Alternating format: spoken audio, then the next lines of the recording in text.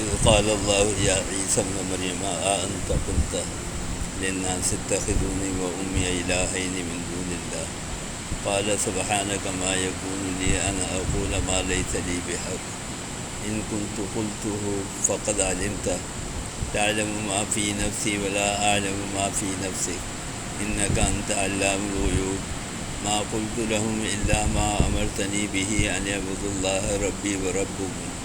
وكنت عليهم شهيدا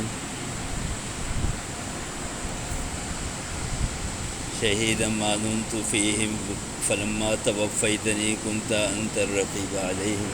وأنت على كل شيء شهيد إن تعذبهم فإنهم عبادك وإن تغفر لهم فإنك أنت العزيز الحكيم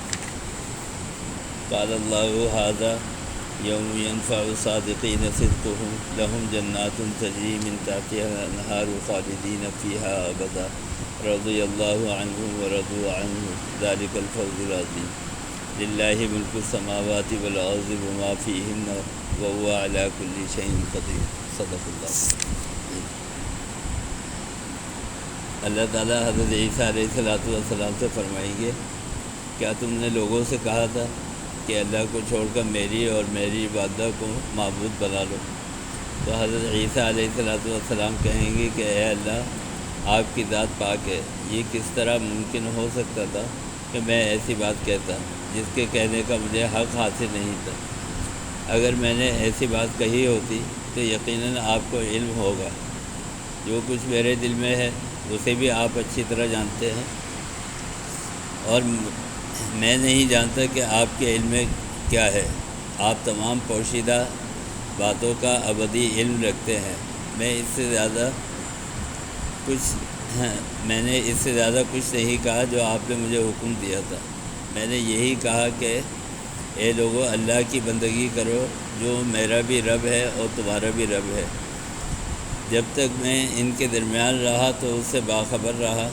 اور جب آپ نے مجھے اٹھا لیا تو پھر آپ ہی ان کے نگران رہے، اور آپ ہر چیز سے باخبر ہیں۔ اب اگر انہیں سزا دیں تو وہ آپ کے بندے ہیں، اور اگر آپ انہیں معاف کر دیں تو یقیناً آپ قدرت بھی رکھتے ہیں۔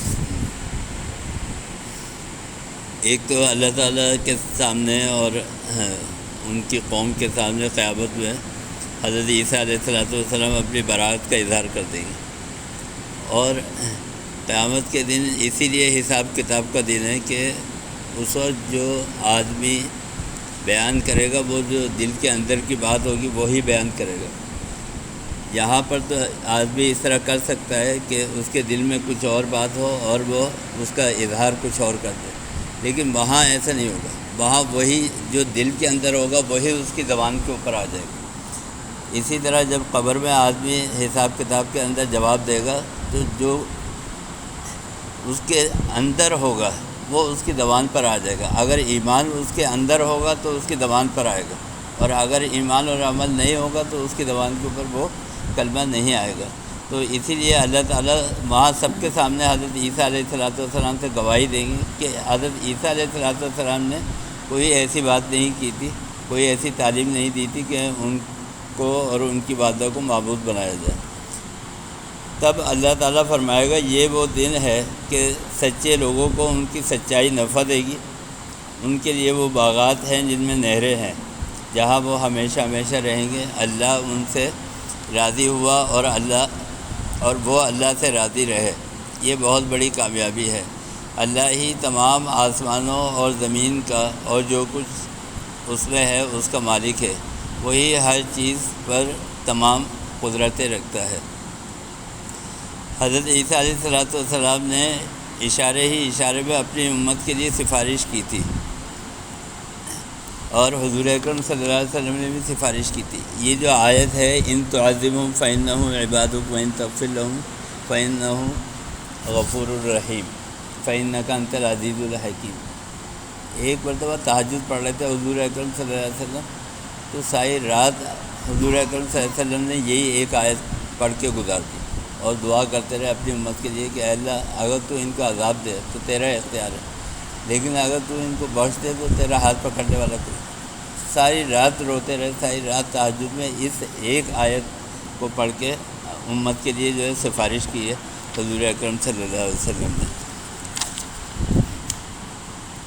تو اللہ تعالیٰ کو تو ہر چیز کی قدرت ہے، تو وہاں پر ہر چیز جو ہے ان تمام انسان اور تمام انسان کے اعضاء جو ہے وہ گواہی دے دیں گے، اور ہر چیز جو ہے وہ کھل کر آ جائے گی۔